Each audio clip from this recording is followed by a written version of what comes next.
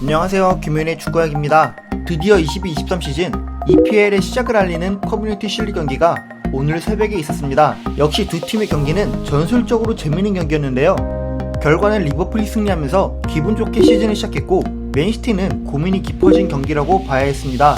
먼저 두 팀은 공격수들을 영입했는데, 리버풀은 공격진에 누네스를 영입하면서 기존의 자원들과 융화하기 좋을 수 있는 상황이고, 맨체스터 시티는 홀란드가 영입되었지만 기존에 자주 나온 스털링이나 제주스 없이 사실상 새로운 판을 짜야 하기 때문에 그릴리시, 홀란드, 마레즈로 구성된 조합으로 새로 구성하고 맞춰야 할 타이밍이었습니다. 때문에 리버풀이 어쩌면 조금 더 조직적인 부분에서는 더 완성도가 있지 않을까 하는 짐작도 할 수 있었습니다. 그래서 리버풀부터 승리할 수 있었던 포인트를 짚어보면, 리버풀은 측면 전환이 굉장히 원활하게 잘 이루어진 점을 꼽을 수 있습니다.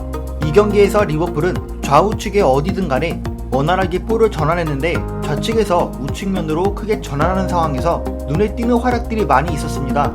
좌측면에서 우측면으로 길게 전환해주기도 했지만, 짧게 패스를 통해 우측면으로 전환해주기도 하면서 오히려 우측면에서 살라에게 볼이 집중된 상황을 많이 만들어주려는 의도였나 싶을 정도였는데요. 이렇게 짧게 풀리는 데는 맨시티의 압박 진영도 한번 짚어볼 필요가 있습니다. 맨시티는 경기에서 4-4-2를 기반으로 수비를 시작했는데요. 홀란드와 더브라이너가 투톱으로 위치하고 한 명이 센터백을 압박하면서 몰 때 남은 한 명이 리버풀의 투볼런치 중에 측면으로 몰리는 한 명을 압박하는데, 여기서 로드리나 실바도 전진해서 투볼런치를 같이 압박해주기 때문에 앞쪽으로 패스하는 루트가 열리게 되는 상황들이 많았습니다.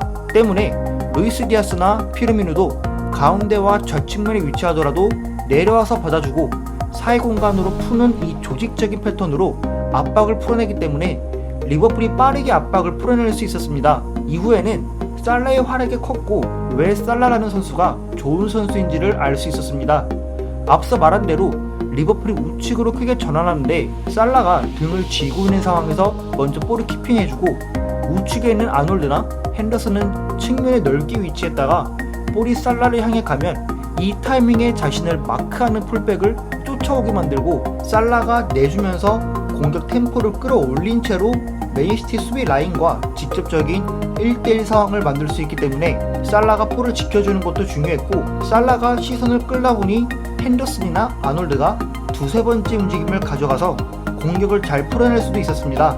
또 살라가 등을 쥐고 있는 상황이 아니고 몸이 오픈된 상황이라면 자신의 장점을 살려 볼의 운반 속도를 살리면서 안으로 들어오기 때문에 칸셀로가 살라를 위치상 견제해야 하는 위치이지만, 제 개인적인 생각으로는 칸셀로가 1대1 수비 상황에서는 간혹 쉽게 밀리는 장면들이 있기 때문에 펩은 양쪽 윙어들에게 수비 임무를 가중시키고, 특히 칸셀로와 그릴리시가 살라를 더블로 수비할 수 있게 두면서 살라가 안으로 들어오지 못하게 만드는 것이 목표였는데, 이 과정에서 그릴리시가 안으로만 못 들어오게 코스를 막고 있다 보니 아놀드가 자유로워지면서 슈팅할 수 있는 공간이 만들어진 것입니다. 실제 상황을 보면 아놀드의 전진은 만약 사전에 그릴리시와 칸셀로가 같이 수비하는 방식이었다면 시티가 투볼란치로 수비할 때 한 명은 풀백과 센터백 사이로 스트라이커로 가는 패스 루트를 견제하고, 로드리는 페널티 박스 바깥쪽을 견제하는 임무가 되는데, 로드리의 대응이 아쉽다고도 볼 수 있습니다. 물론 어디까지 가정인 상황이지만 투볼란치로 수비하는 방식에도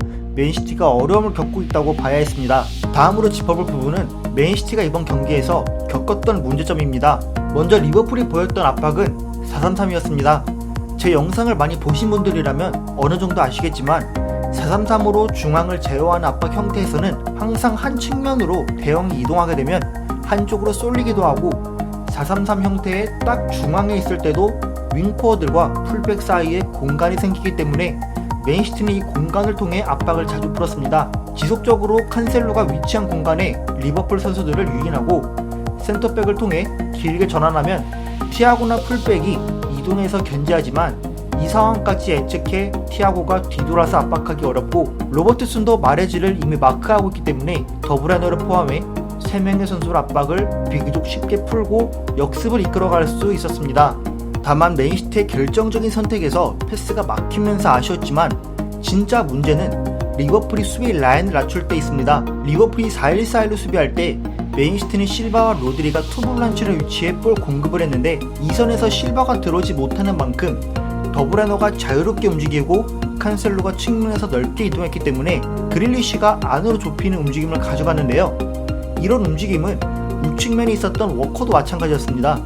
칸셀로는 그래도 안으로 들어와서 관여하기도 했지만 그래도 칸셀로와 워커의 터치맵과 히트맵을 보면 이전보다 더 넓게 움직이려고 노력한 점도 볼 수 있고 마레즈나 그릴리시도 안으로 좁힌 점을 히트맵을 통해 파악할 수 있습니다. 그래서 칸셀로와 그릴리시가 한 측면에 위치할 때 그릴리시가 침투한 움직임을 가져가거나 서로가 주고 빠지는 타이밍을 맞춰야 하는데 이 부분이 잘 맞춰지지 못했고 리버풀이 수비 라인을 다 낮출 때 밀집된 채로 있었기 때문에 쉽게 개인 돌파를 통해서도 들어오기 어려울 수밖에 없었고 그릴리시나 마레즈가 하프 스페이스로 좁혀서 볼 전개에 관여하려고 해도 더브라너와의 동선이 겹치기 때문에 전체적으로 동선을 잡아줄 필요가 있었고 알바레즈와 포든이 들어오면서는 주로 더브라너가 양쪽에서 볼을 받아줄 포지셔닝을 잡고 알바레즈와 포든은 뒷공간을 침투하면서도 리버풀의 수비 라인이 뒤로 무르게 만드는데 이런 움직임은 항상 펩이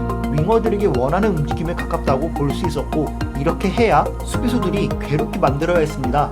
그래서 맨시티가 이런 움직임이 전체적으로 전반전에는 부족했기 때문에 전체적인 공격 그림이 부진해 보이기도 했습니다. 그래서 펩은 이번 경기를 통해서 공격수들의 동선을 바탕으로 한 패턴을 사실상 다시 그려야 할 상황이라고 볼 수 있습니다. 오늘 제가 준비한 분석은 여기까지입니다. 재밌게 보셨다면 구독과 좋아요 부탁드리고 여러분들의 의견도 댓글로 남겨주세요. 감사합니다.